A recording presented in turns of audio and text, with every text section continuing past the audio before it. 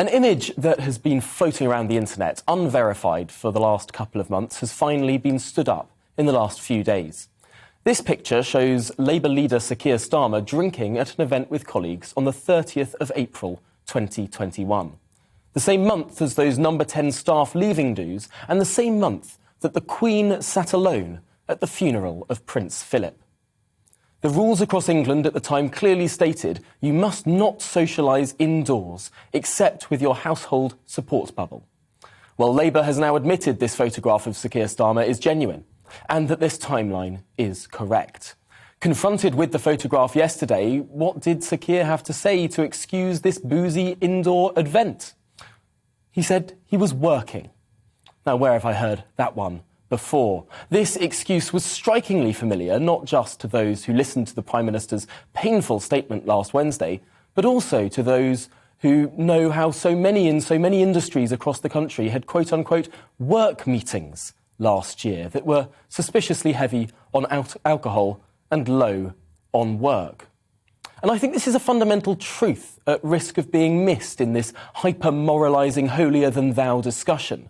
Let he who is without sin cast that first stone. And let us not pretend for 1 second that compliance across the country was absolute. From anyone. The ever-changing, often counterintuitive, pettifogging smorgasbord of rules were at points farcical. At times you could have needed a law degree to follow exactly which liberties we had and which had been taken away. Although, of course, in the case of Sir Keir Starmer QC, even that wasn't enough to help him.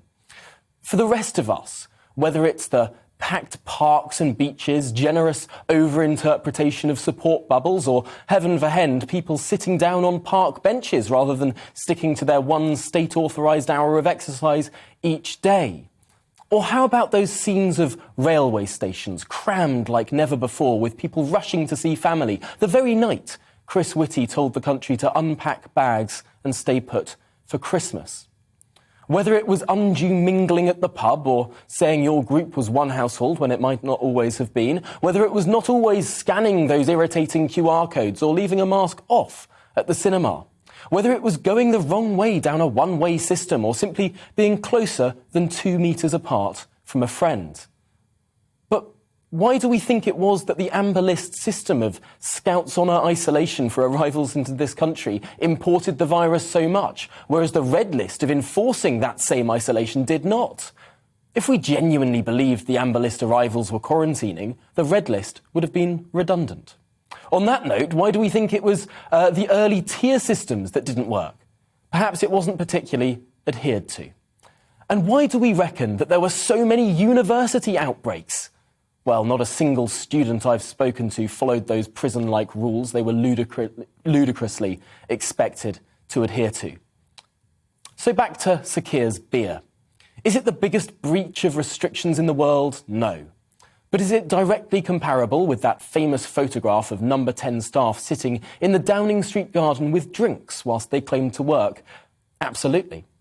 And comparable to what I would venture to say the majority of the country has done at some point, accidentally or otherwise, over these last 2 years?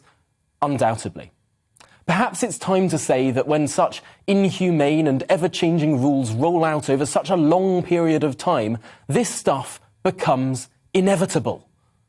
Perhaps the fault here is that those who designed, implemented and indeed voted for the more ridiculous variety of restrictions that we've been subjected to across this pandemic, perhaps they're at fault.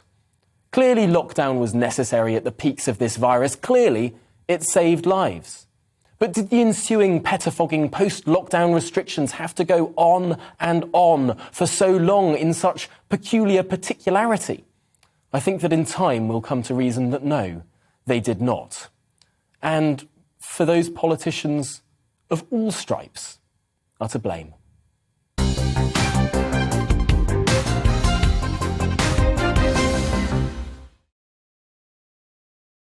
As Boris Johnson's popularity plummets, a plan is afoot to win back Conservative support. What's been dubbed as Operation Red Meat is his latest attempt, and reportedly is to include sweeping new measures such as a number 10 workplace booze ban to combat the drinking culture in Downing Street, a freeze on the BBC licence fee for 2 years to help the cost of living, military involvement in the battle to stop illegal immigrants crossing the Channel, and the possible lifting of remaining coronavirus restrictions on the 26th of January, although this, of course, would be for England only.